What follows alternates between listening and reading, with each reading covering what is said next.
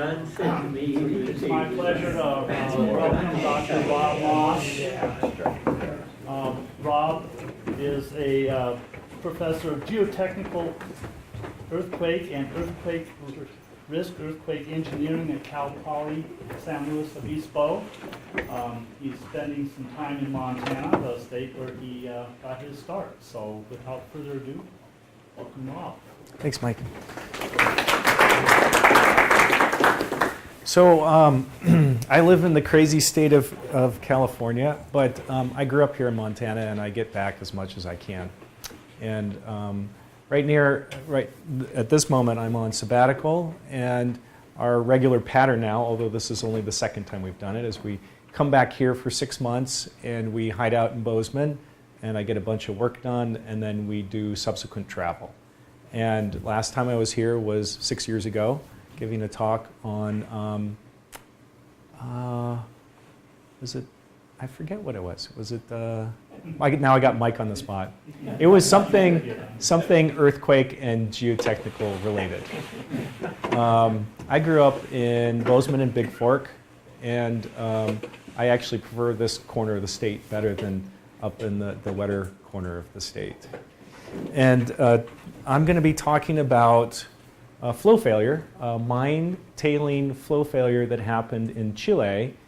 And I'm going to be talking about flow failures in general, but I'm going to focus on this particular event because I've been spending a lot of time doing research on this, and I just finished the final report for this. And it seems like that it would be a good topic of interest for the community of Butte. And I want you guys to feel free to stop me if there's any questions as we move along.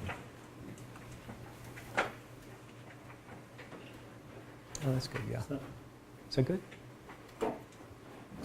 So where this particular tailings dam is located is on the left map. You can see there's Santiago up in the corner. And we're about 4 hours south of Santiago near a town called Palca. This was a gold mine, medium level operation through the 70s and the 80s, and then about mid-80s closed up shop, and the mine tailing was left in place. And what we could piece together from the scant records was a construction sequence of this. And if you know anything about mine tailing construction, you can see that there might be a problem in this area. The construction wasn't very well documented, and it was kind of ad hoc. But basically, you're taking the coarse material and you're piling it up to make a dam, and then you flood in the finer material in a fluidized state, and hopefully the water will leach out and it will stabilize. And then along comes the 2010 Chilean earthquake. This was a big event. This was an 8.8. We had a very large affected region. There was about 600 deaths, and most of those are associated with a tsunami. So there was the event, and then there was a subsequent localized tsunami, and there was a lot of damage. I was part of the reconnaissance team that investigated this earthquake, and we covered a lot of ground, and we looked at a lot of tsunami damage and liquefaction damage and structural damage and fault rupture and all kinds of stuff. But this failure was of particular interest, and it took me, I guess, about 6 years to get the funding to get back to do further investigations. On this map, I'm showing indications of ground shaking. The square represents the extent of the fault plane that ruptured at depth. If you can see, there's a star there. That's the epicenter, and the mine was located at the red circle, and we had about a half a G of strong ground shaking, which is that's pretty big ground shaking. And this is what we witnessed after the earthquake. So I'm standing at the crest of a large crack in the tailings. Here is looking at it from across the way. Here's an aerial view.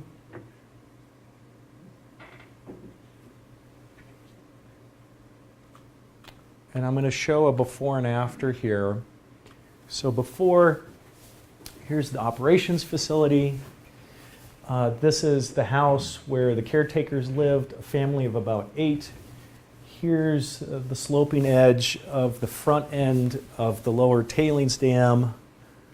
And here is after. Now the black that you see was a cover that was put on it that was mandated to limit any additional leaching due to rain. So there was the caretaker's family died in this. There was 8 people in that house. They died in the flow failure. And then there was a couple of lawsuits associated with this.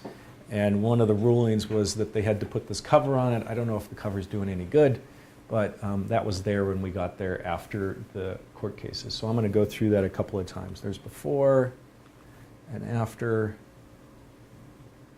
Before and Which after. ways are downhill? I mean, Yeah, good question. This is downslope here. And so this is the lower tailings dam, about 25 meters high when it was completed. And the middle tailings dams are right there where you can see that berm.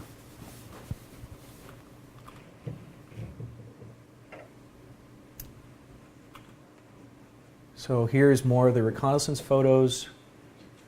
We can see large fissures, and then we see the telltale sign of liquefaction. This is a sand boil or a volcancito. So the material clearly liquefied at some point, and then it comes out in a fluidized state and then settles out into these little volcanoes. Here we have a LiDAR image of the deformations, which can help us in terms of doing BAC analysis.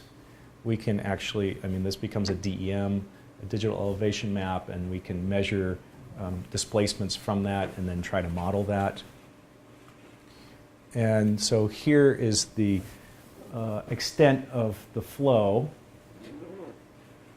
So it broke on the lower dam, liquefaction occurred underneath the lower dam all the way up to the middle dam, and a huge volume of material flowed out, and it flowed in 2 lobes.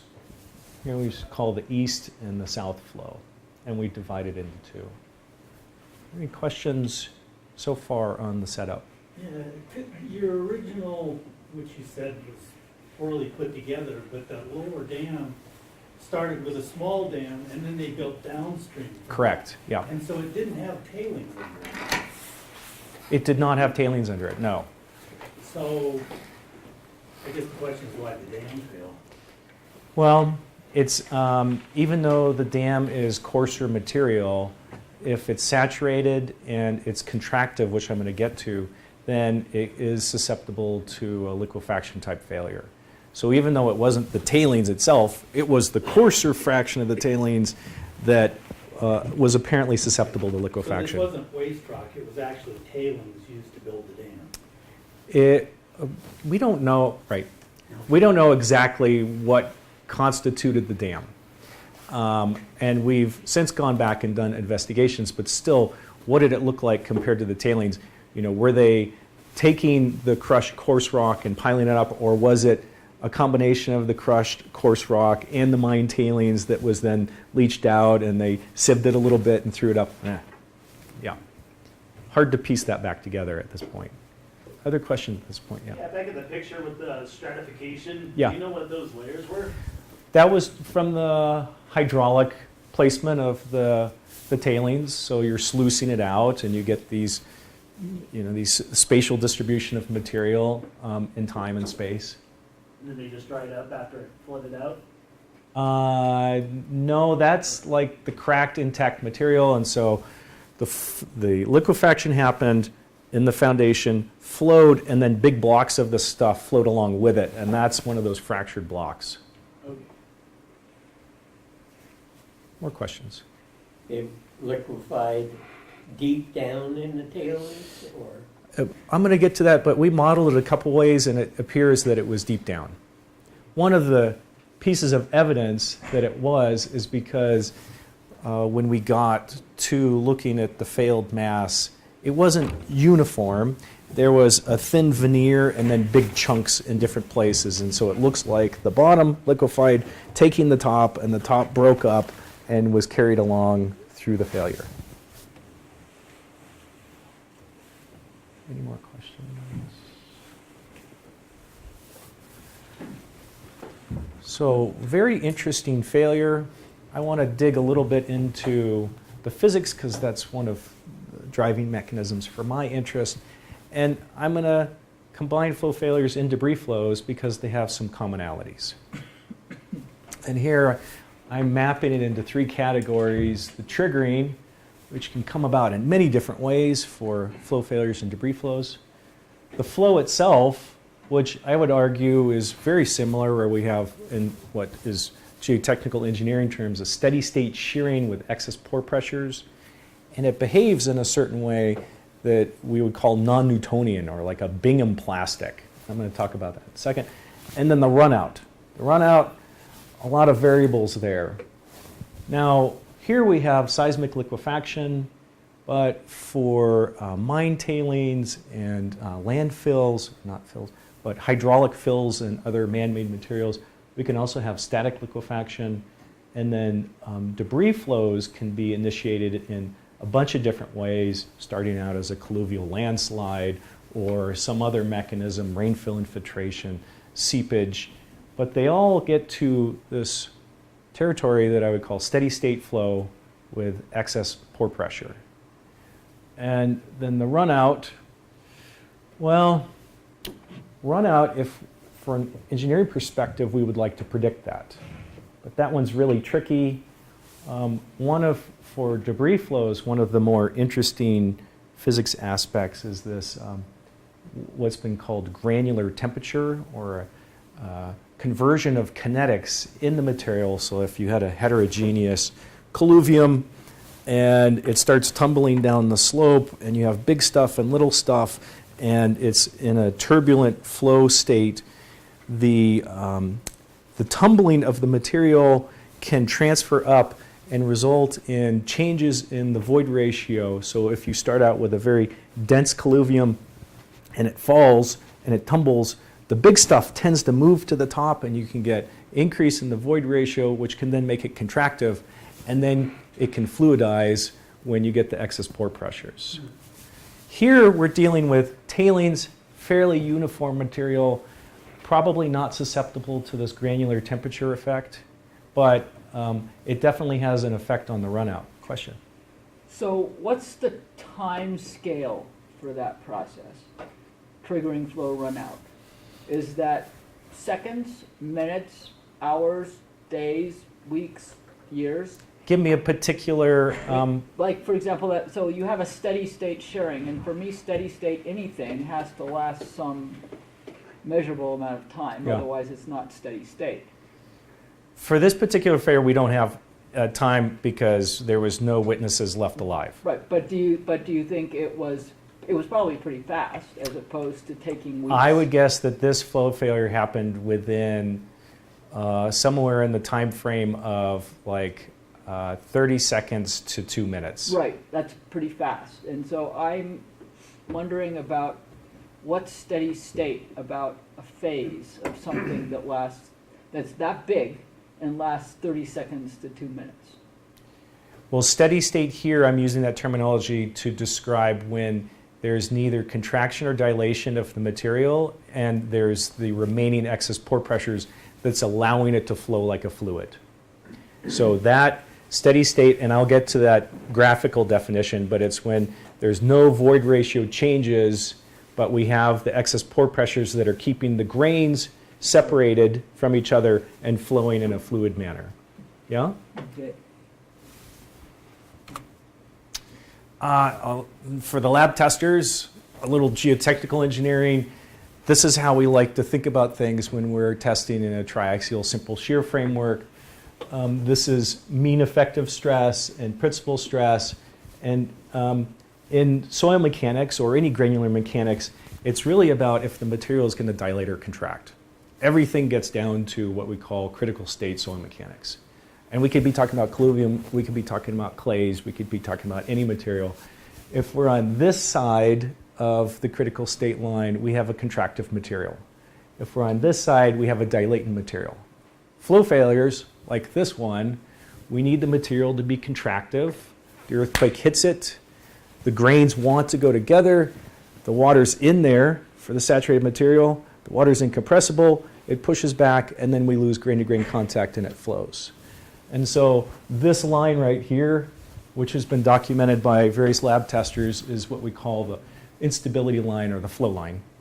And that's where flow failure begins. Now, we can get a whole bunch of different materials to that state, but what we need is we need the material to behave contractive for a period of time that generates excess pore pressures so that the grains separate and we get flow. Steady state, here's the definition of steady state from a geotechnical perspective. It's where we have constant void ratio. So either it's contractive or dilatant, but we strain it enough, we get to this constant void ratio, and then we have no further void ratio change for that time being, and we're at some residual strength. And that residual strength, that parameter is something that we want to measure because engineers can then use that to predict or forecast stability of tailings dams or other metastable material. Here I'm showing the definition of a Bingham fluid. Newtonian fluids, which we usually deal with, they have this zero shear stress that increases linearly with strain rate. Bingham fluids have this yield stress that they have to get over. It's like a plastic behavior. If you take silly putty and you pull it, you can strain it a little bit, and then once you get past that strain, it will continue to deform. So we're dealing with a non-Newtonian fluid. And then, as I mentioned, runouts. Right now, runouts are pretty much a crapshoot. There are some empirical models out there that do okay in certain materials, and then empirical models that do okay in other materials, but there's no uniform understanding. Towards the end of the talk, I'm going to talk about some modeling techniques that have been used to capture runouts, but from an engineering perspective, there's no good way to try to capture that and forecast that.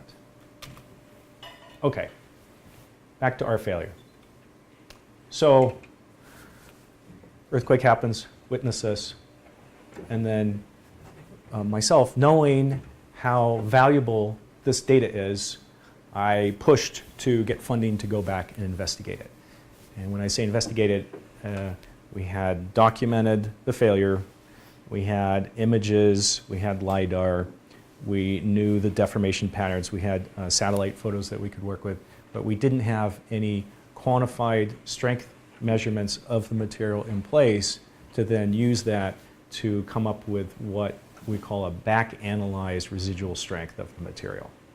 And so 2010, I was working on some work for the Nuclear Regulatory Commission on flow failures, and then I started lobbying for funding to go back, and then finally it came through, and we did the work in 2016, 2017, and then finalized the report, and so I'm going to show you is our subsequent testing.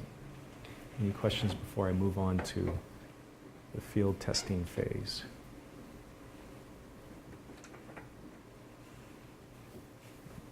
Okay. So, what we like to do is we like to take a stick, poke the soil. Our sticks, SPT, pretty crude, but it's used all over the place. CPT, much better test, better at characterizing this material, and also shear wave velocity. These are the three biggies in geotechnical engineering: SPT, CPT, and shear wave velocity. And so we mobilize back to the site. You can see the conditions are different. It was sunny during the earthquake. Now it's pretty rainy. This is the bottom end where the processing facility was. You can see the plastic liner that was laid over the whole thing. My Chilean colleague got out there first, and they did 5 SPTs, and we pushed the drillers to get as close to the edge of the intact material as possible. Why? Why are we measuring the intact material and not the material that failed? So you know how it was before failure? We're trying to capture what it was like before. This stuff, it tumbled down the hill and fluidized and then spread out in a thin veneer and lumps here and chunks there. And all that information that we need is not in this failed material. So we tried to get as close to the edge. It didn't fail, but we're trying to approximate the failed material with the unfailed material. So we do a bunch of drilling and sampling, typical SPT. That wasn't the one that was there. Couldn't find the picture for the one that was there. Here's a typical bore log. And what we're after is water table's important. Was that the water table at the time of the earthquake or not? Right here, this category, you can't read it. This is the blow counts. This is the blows per foot. A very crude test, but it's used ubiquitously in geotechnical engineering.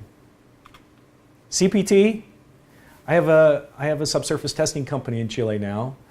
It came about because of the 2010 earthquake, and they didn't have good CPT down there. And then my colleague said, hey, let's do this. And so there's our truck. That's an actual photo. I know it looks Photoshopped, but it's not. Isn't that beautiful? So there's one of our trucks down there. Unfortunately, we couldn't get this truck up to the location we wanted to because it was too muddy and we were going to get the truck mired. And so we're using what's called a portable CPT. Does the same stuff. It's just we can get it up there with that Ram truck.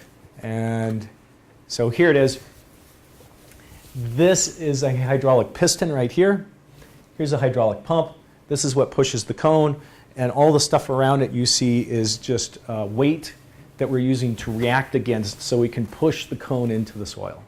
And so we have 2 water tanks there, and then I drove the truck up onto the side of the platform to get the weight on the other side, and we were able to achieve all the CPT testing that we needed.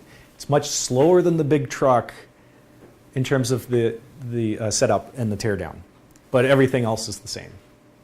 How much penetration are you getting here? Yeah, so we went all the way through the tailings to the native material on the bottom. So we were going 16 meters to the bottom, 16, 18 meters. Yeah.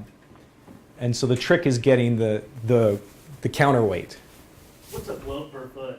Is that like, An SPT, it's a tube that you're driving into the ground. oh, so just how many? Like, How many blows it takes to go for a foot. And it's a really janky test, but it's standardized. And if you do it the same way here and in Japan and Chile, then you have a metric for measuring the soil. That's it. It's just driving a tube in the ground with a standardized hammer weight. Yeah. This, much more highly standardized test. The cone measures with a load cell the tip resistance, the resistance on the sleeve, and pore pressure. And so we're measuring 3 channels of data, and you push it at 2 centimeters a second, and it's a very consistent test. Unfortunately, you don't find it as often in other countries as you do in the west coast of the US. It's big in Europe and Norway. It's big on the west coast of the US and making its way across the US, and it's big in New Zealand. And my hope is that it would be big everywhere eventually because it's a much better test. This is what CPT data looks like. Tip resistance, sleeve friction, and the pore fluid pressure. So we're poking the soil with a stick to get some indication of its strength, its consistency, its what the pore fluid's doing, and from that we can infer engineering properties. So we do CPT, SPT, and then shear wave velocity is measuring the intrinsic wave properties of the material. Here I'm using what's called a surface wave technique. This would be like a micro tremor analysis, or it's also called SPAC. And I put out a geophone array, and then I gather ambient waves, and then I measure the dispersion of those waves, and then I infer the shear wave velocity profile from that. Here I'm showing on the far right is a dispersion, the actual measured information, that's the dispersion curve, and then we model it and we come up with a show velocity profile. So we measure the large strain properties of the soil with SPT and CPT. With SPT, we get the samples and we take it back to the lab and we can do grain size analysis and plasticity analysis. And then here we're measuring the small strain properties of the material. Okay, so investigation, SPT, CPT, show wave velocity. And let me say that up to this point, case histories on flow failures is very meager. The entire database that the engineering community uses to forecast flow failures is made up of 30 case histories, and those case histories usually have one measurement or the other, or sometimes an inferred measurement. And so my goal for this is that we could get the money, we could do the testing, and we could do a good job of characterizing this failure. So here's all our data. SPAC is the show wave velocity testing technique. As I mentioned, we sent lab samples in from the SPT. Questions? Yes? Just for future reference, in terms of the map of where that littler tailings dam that then had another one put on top of it, Yeah. where was that relative to where you're sampling? That one, it was,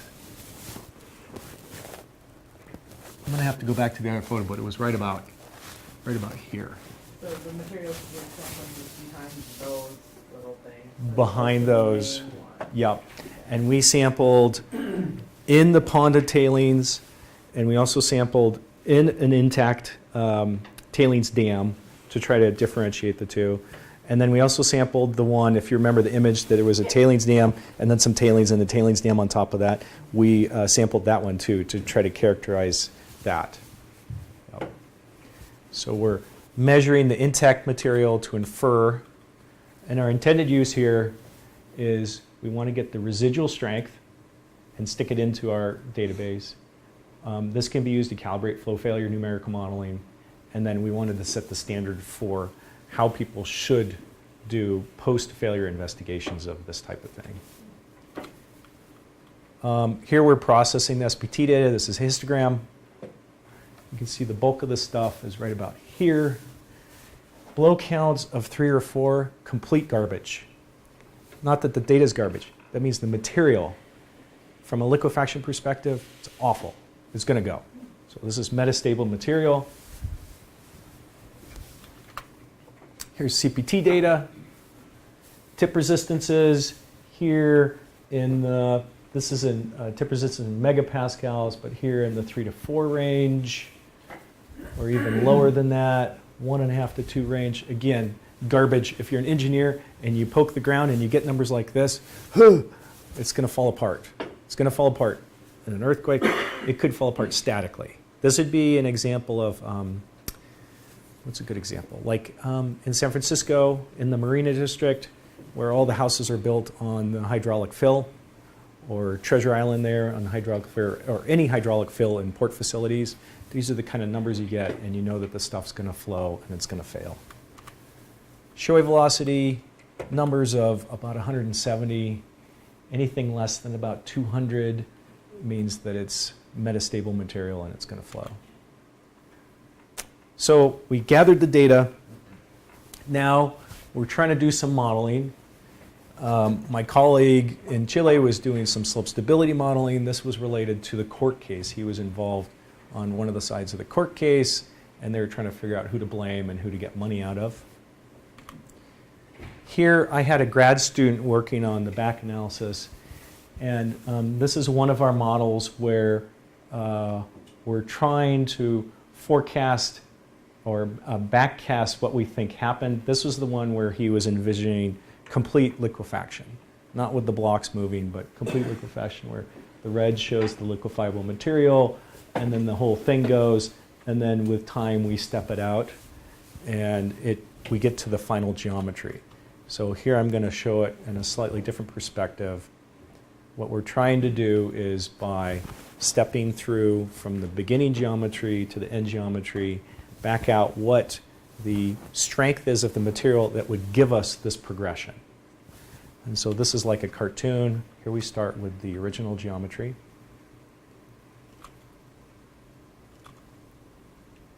And we're tracking the centroid of the mass till we get to the final geometry.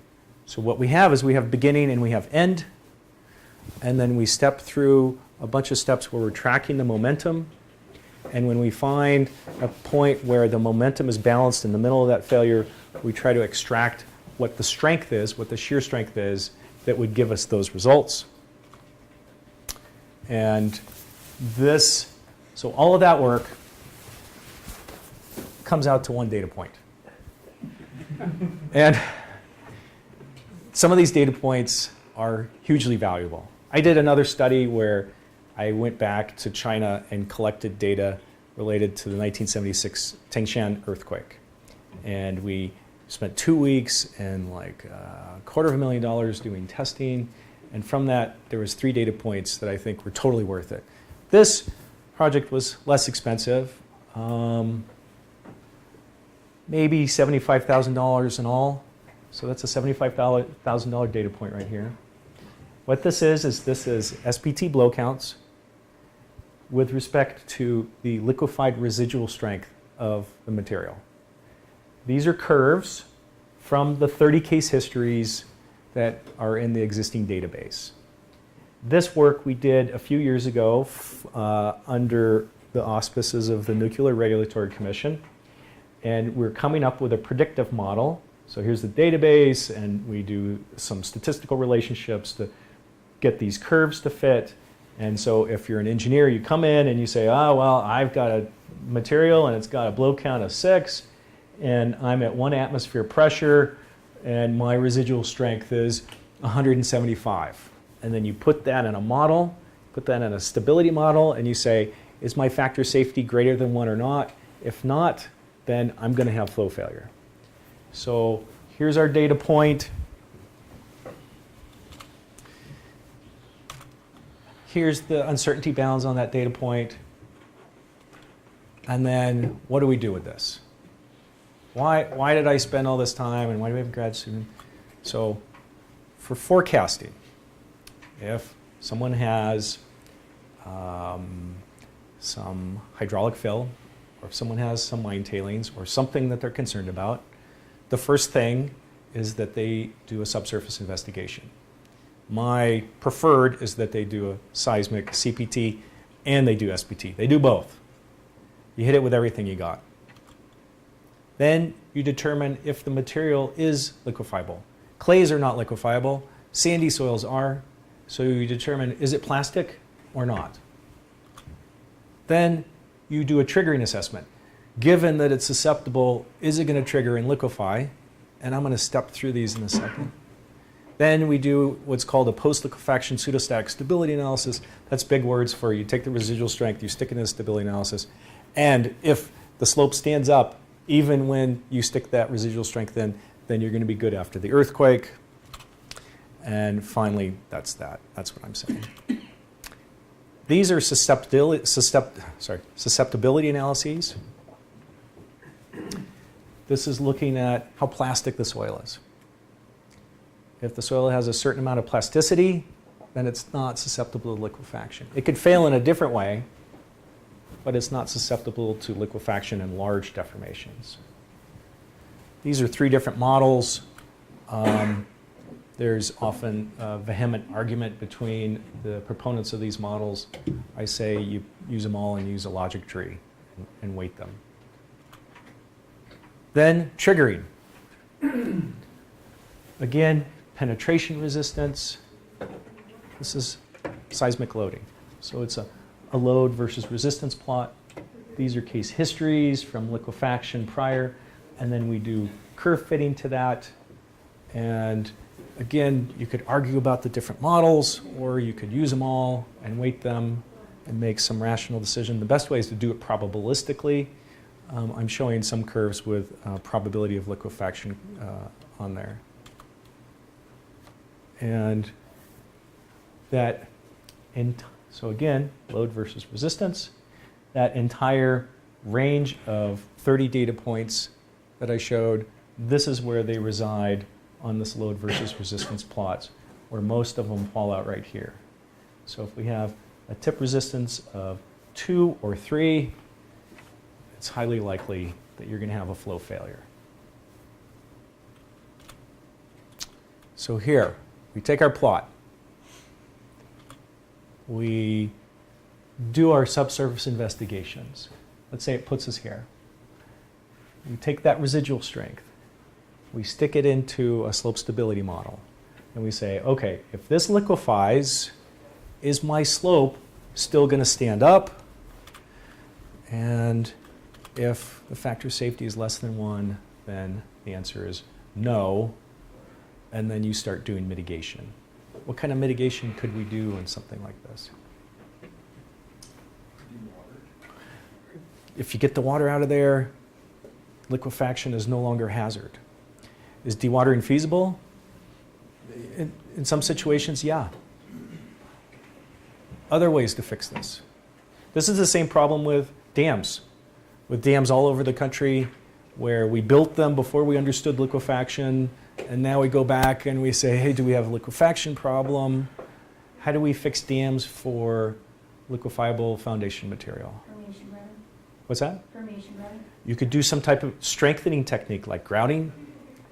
You could change the soil from contractive dilate, and you could do deep dynamic compaction. You densify the soil.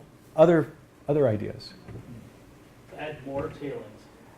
You could put a big, huge buttress right here. You say, you know what, let's just throw the sledgehammer at it. Let's not even deal with the liquefaction. Let's just weight this thing so it's not going to go anywhere. You put a big, huge buttress right there. Others? Drain the lake. Right? Decommission the reservoir. Let's say it's sedimented up and it's no longer functioning. Right? Let's decommission it. Yep. So this isn't rocket science, right?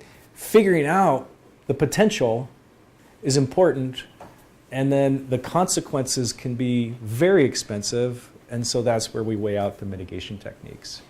Right now in California and across the US, Army Corps and Bureau of Frac are going through their checklist. Did we check this dam? No, we got to go check this dam. Is there liquefaction? Yeah. Is there a fault there? Yeah. Okay, let's fix it. Next dam, right? We're having this huge reckoning. Same goes for tailings dams, although they're not necessarily publicly controlled. Now, numerical modeling. To date, finite element, finite difference can often model the initiation or the triggering phase, but the runout, not very good. Those codes are not very good at capturing large deformations. Discrete element, where we model the particles, that has had some success, but the computational power needed to model each of those particles gets very difficult. There's a recent movement which is called the material point method, which takes a finite element mesh but frees it up a little bit and allows you to use the same simplified constitutive models. And I've seen some, I wanted to show you this, I've seen some success with that, and I think that's the future of modeling. So here, let's see, rainfall-induced landslide in unsaturated slopes. This is not my work. I just wanted to show what material point method can do. So you want to look down here on the right.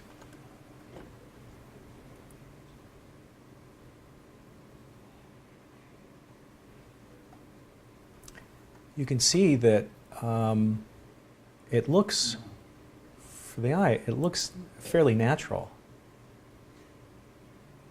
So I have hope that the material point method will be a modeling technique that we can use to try to capture these runout distances.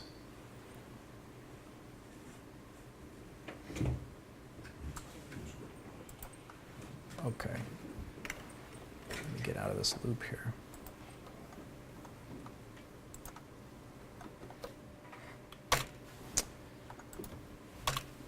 And that takes me to the end of the talk. The initial investigation of the earthquake was sponsored by GEAR, which is the Geoengineering Extreme Events Reconnaissance Group that's funded by the National Science Foundation. National Science Foundation, oops, I don't have them up there. It's bad on me.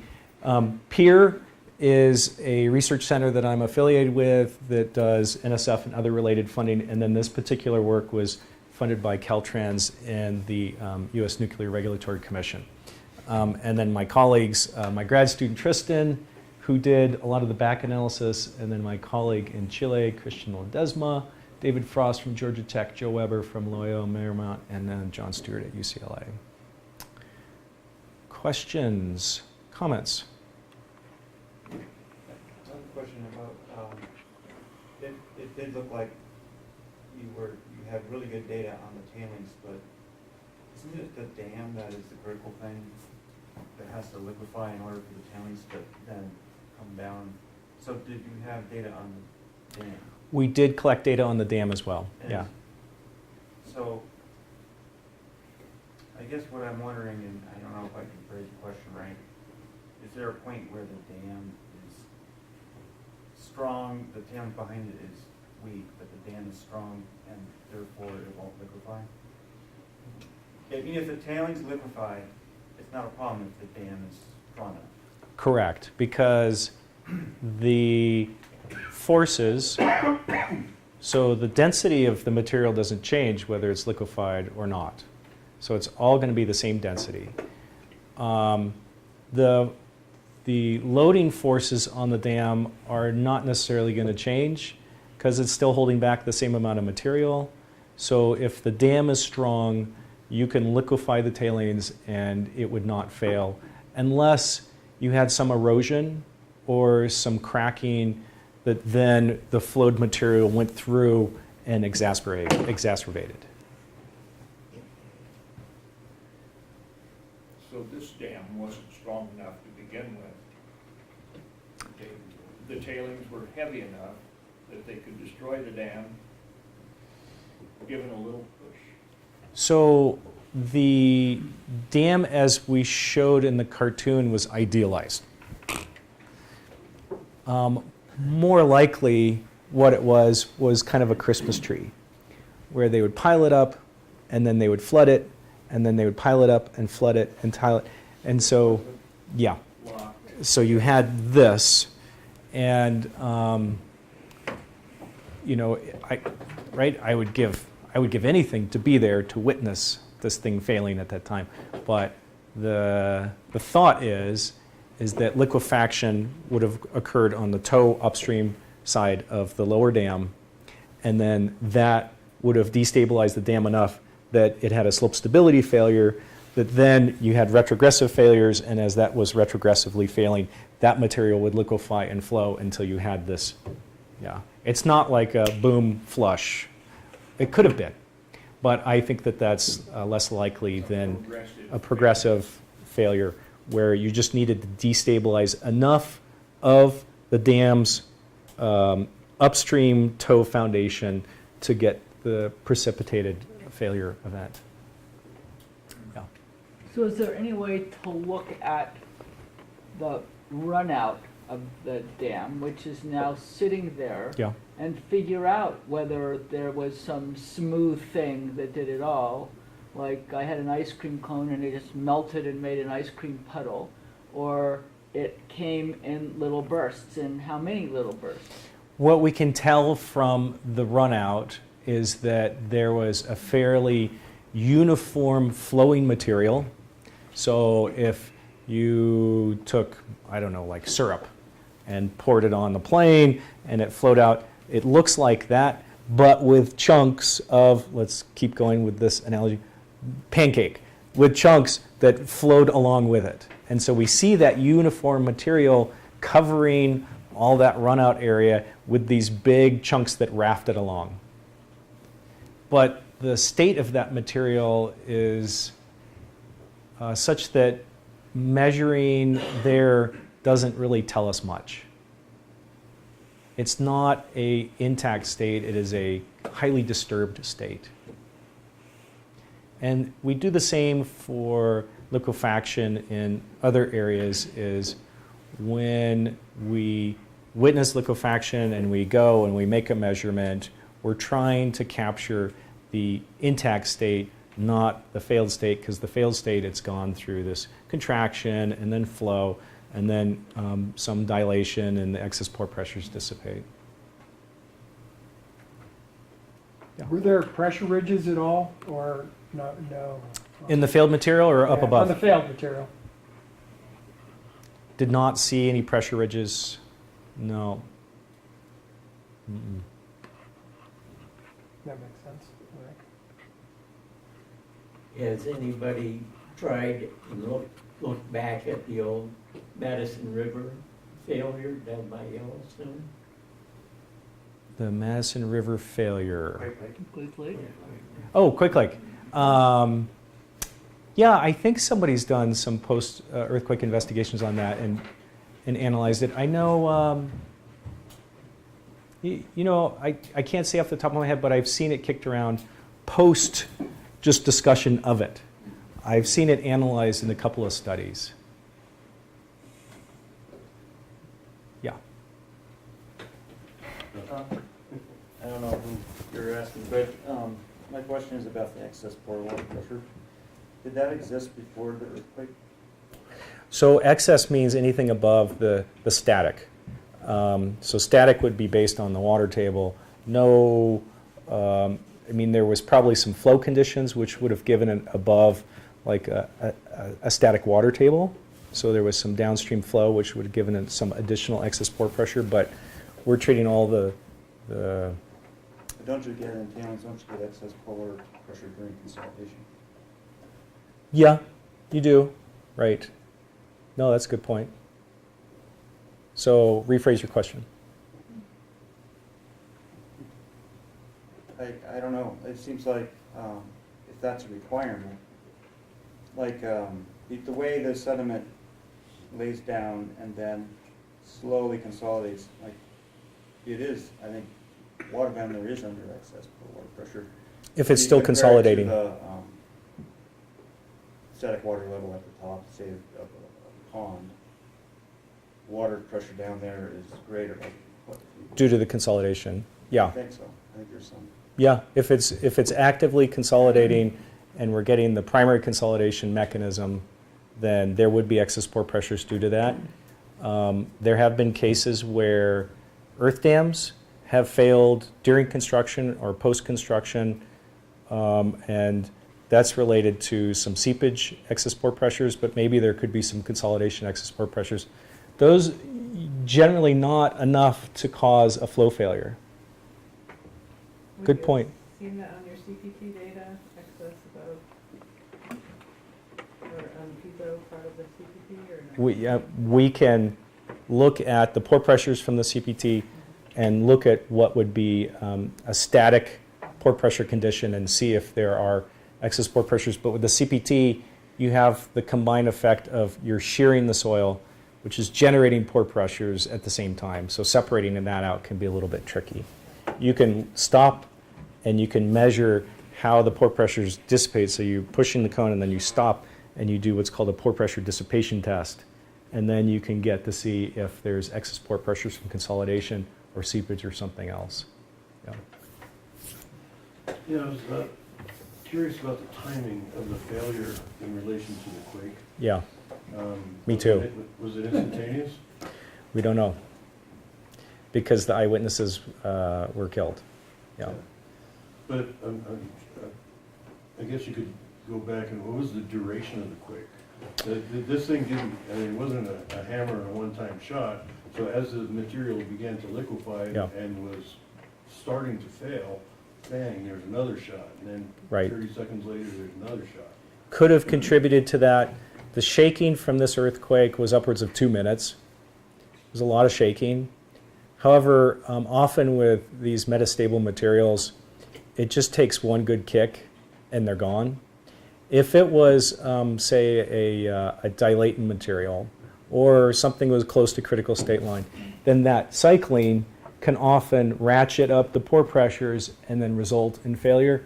But because a lot of the stuff that we saw here was so weak, oftentimes you just kick it once and then it contracts, the pore pressures go up, and then it fails. Now there could have been a failure and it started to move, and then retrogressive failure, and then that mass pushed. I mean, there could be any number of cool things that happen in this. We don't know. Just as you were trying to model the flow of the material on the runout, Yeah. that may be a steady state, but right in the middle of that runout, boom, you get another. Could have had another kick. Another shot. Our modeling is nowhere close to that, right? Yeah, nowhere close. But yeah, I agree with you. Are there tests that people now do on tailings dams or other structures like that to answer some of these questions about how close they are to being triggered by something like an earthquake? Yeah, what I ran through is a pretty standard geotechnical analysis that one would use for a tailings dam. You'd get out there with a CPT and also get some samples. Either you would take Shelby tube samples or you would do SPT samples, and you would determine if it's susceptible, and then you would look at one of these residual strength models, pluck it out, and then do a stability analysis. That's pretty typical geotechnical approach to looking at this type of hazard for tailings material. And so any geotechnical consultant that works on tailings dams would be doing this. As a follow-up to Bev's question, was this incident enough of a wake-up call to the country of Chile to look at some of these abandoned tailings? They were ahead of the curve. This was built prior to the regulations that you can't do upstream or center stream type tailings dam construction. And now they have very strict regulations on how you build a tailings dam and then how frequently you assess the stability of the tailings dam. Plus, they have earthquakes all the time. Yeah, it's good work. That's why we have the cone truck down there. Is anybody attempting physical scale modeling in any of this? Yeah, there was Iverson at the USGS for years ran a very small and large flume out of Oregon, modeling debris flows, and did a lot of the early work, and was the one that established that concept of he called granular temperature. And a lot of these interesting aspects of debris flows were captured in that. That was from more from the scientific end of things and not the engineering end. But yeah, there's been some physical modeling. And then I saw a really cool study out of Golden where they were trying to look at how some of these, in fluid dynamics, some of these dimensionless parameters correlate to the runout of the material. And so that was following on Iverson's work. So yeah, but it's hard experimentation to do. You need a big facility, you need some manpower, you need diggers loading the stuff up, and you need to get the fluid in there and to trigger it, and then instrumentation to capture everything that's going on. And there's scaling issues involved there too. With the data, were you able to determine the depth of the slip of the other surface? The depth from the scarp, so when we get to the edge of the failure, and then it goes all the way down to the native material. So it failed the entire height of that lower tailings dam, the 25 meters.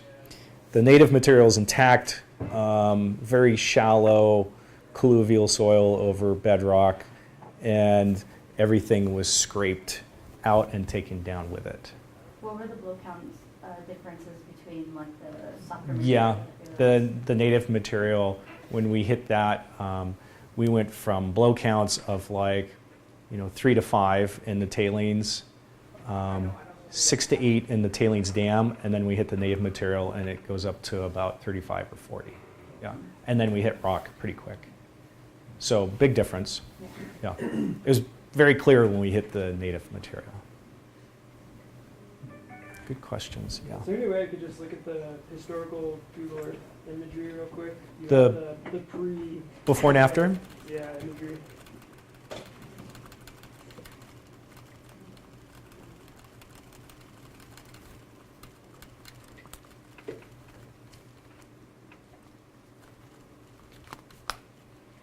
Almost there.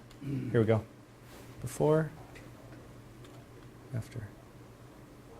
There was a little bit of stretching. I don't know. What I tried to match was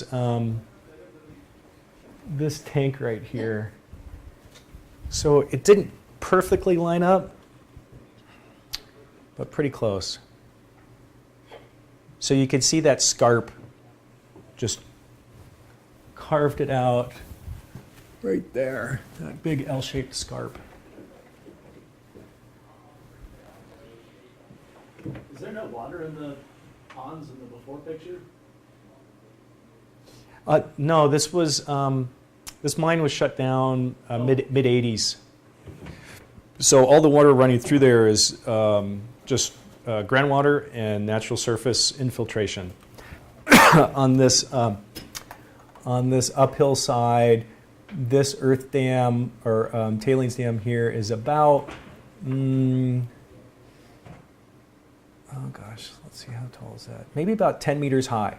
So here's the ground surface, this is about 10 meters, and there's a creek that comes down right along here. You can see this creek flowing here. And then there's another creek that comes down over here. And so there's a lot of water in that area, which was keeping the feet of the tailings dams saturated.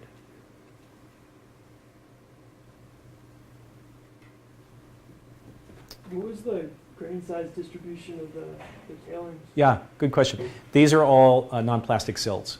The fines, I'm sorry, the tailings ponded material was non-plastic silts. The dam material itself was closer to median sand size.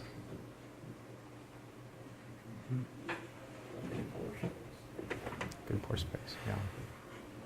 Okay, I think that takes us to the end.